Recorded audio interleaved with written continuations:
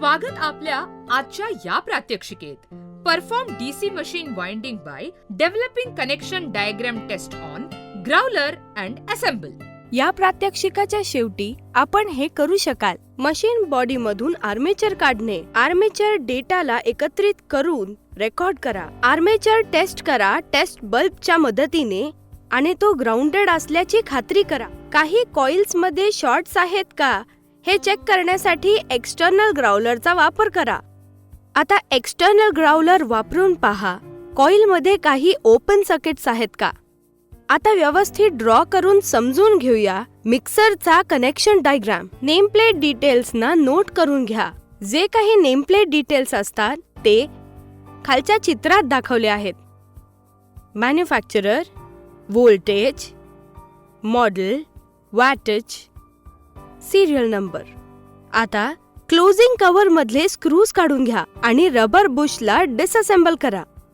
Primary कॉम्पोनेंट्सला trace करून घ्या आणि इंटरनल कॉम्पोनेंट्सची यादी करा. Power supply cord, selector switch म्हणजे speed control switch, thermal overload relay म्हणजे थर्मोस्टॅट, आर्मेचर, खालचे आणि वरचे कॉइल्स. आता कनेक्शन डायग्राम काढूया. सर्व आतल्या भागांना ट्रेस करून armature, speed selector switch, आर्मेचरला mixer मधून काढणे. आर्मेचरला मिक्सर मधून काढण्यासाठी आत्ता सांगितल्याप्रमाणे क्रिया करावी. मिक्सरच्या आतल्या बाजूला असलेला टॉप स्क्रू हा काढून घेतला पाहिजे. मिक्सरच्या टॉप कव्हरला काढून घ्या. कनेक्टिंग पुलीला काढून घ्या. आतल्या लीडला आणि पॉवर सप्लाय लीडला सिलेक्टर स्विच पासून काढून घ्या. आता कार्बन ब्रशेसना काढून घ्या. बॉटम कव्हर आणि मिक्सरच्या बॉडीला आखून घेण्यासाठी मार्कर पंचचा वापर करा.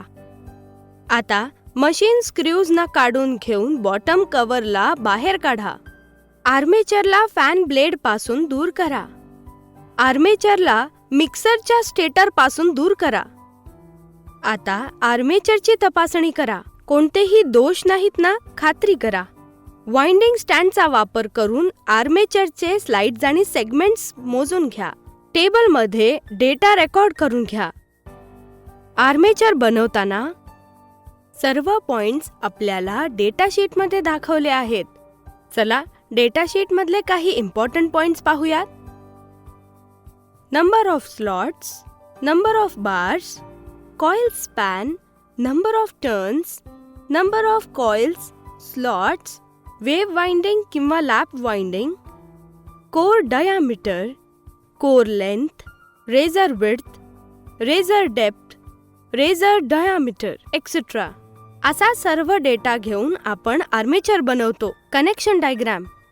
ह्या प्रस्तुत चित्रात आपल्याला आर्मेचरची अरेंजमेंट दिसते आणि कम्युटेटर सेगमेंटची अरेंजमेंट दिसते.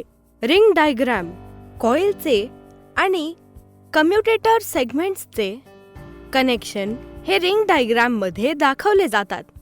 सेंटर पंच वापरून कम्युटेटर सेगमेंटवर एक डॉट मार्क करून घ्या.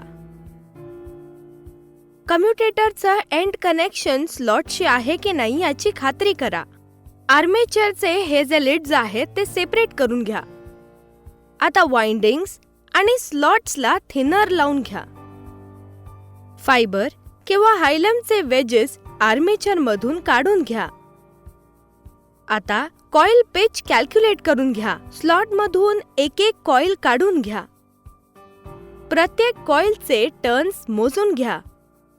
वाइंडिंग वायरचा साईज, त्याचे वजन, स्लॉट इन्सुलेशनचे प्रकार आणि वाइंडिंगचे टोटल वजन.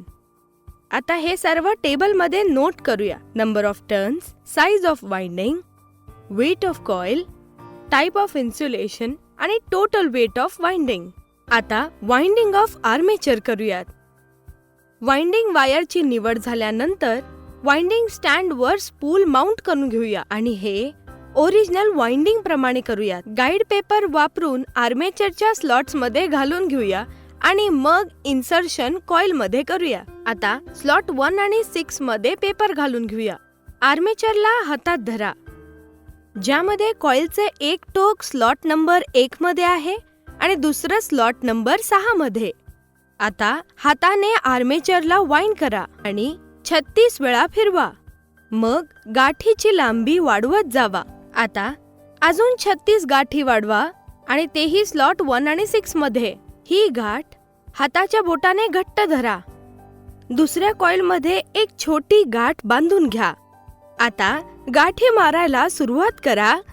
कॉइल नंबर 2 आणि 7 पासून 36 वळण झाल्यावर एक मोठं वळण करून घ्या आणि मग परत 36 वळण अजून एकदा 2 आणि 7 नंबरच्या सेगमेंट्समध्ये.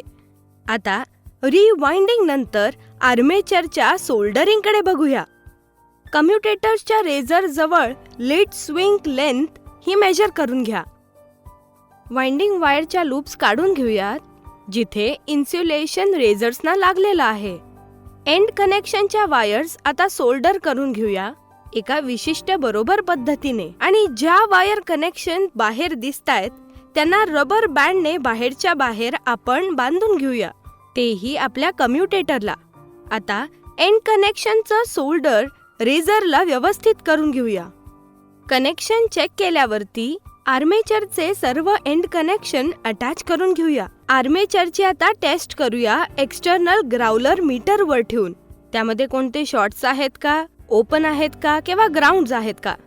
काहीही प्रॉब्लेम नसल्यास वॉर्निश करा. त्यानंतर जास्त असलेले वॉर्निश काढून घ्या.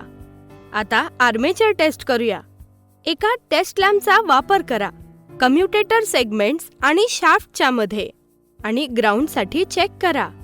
एक्सटर्नल ग्राउलर मीटर अटॅच करा. ग्राउलर मीटर ऑन करा. आता हॅकसॉ ब्लेडला हलक्या हाताने आर्मेचरवर पकडा आणि कंपन येतंय का ते पहा. कंपन आल्यावरती ग्राउलिंगचा आवाज येईल. आता सावकाश आर्मेचर फिरवा. ग्राउलर मीटरला ऑन करून कम्युटेटरचे सेगमेंट्स AC मिली व्होल्ट मीटरला कनेक्ट करा. आता आपल्याला टेस्टिंग चेक करत राहायचंय.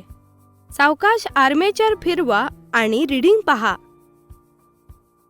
कोणत्याही सेगमेंटला रीडिंग कमी झाल्यास त्या सेगमेंटला बदलून घ्या. प्री हीट झाल्यावर वॉर्निशिंग करा. सर्व टेस्ट बरोबर झाल्यास आर्मेचर बरोबर आहे असे समजते. रिकॅप. ह्या मॉड्यूलमध्ये आपण शिकलो आर्मेचर मशीनच्या बॉडीमधून कसं काढायचं, आर्मेचर डेटा कसा एकत्रित आणि रेकॉर्ड करायचा, टेस्ट बल्ब वापरून आर्मेचरची ग्राउंड टेस्ट, एक्सटर्नल ग्राउलरचा वापर करून शॉर्ट्स आहेत का ते पाहणे, एक्सटर्नल ग्राउलरचा वापर करून कॉइलमध्ये ओपन्स आहेत का पाहणे. आजच्या या सत्रात आपण शिकलो perform DC machine winding by developing connection diagram test on growler and assemble. भेटूया पुढच्या प्रात्यक्षिकेत एक नवीन कॉन्सेप्टसह. धन्यवाद.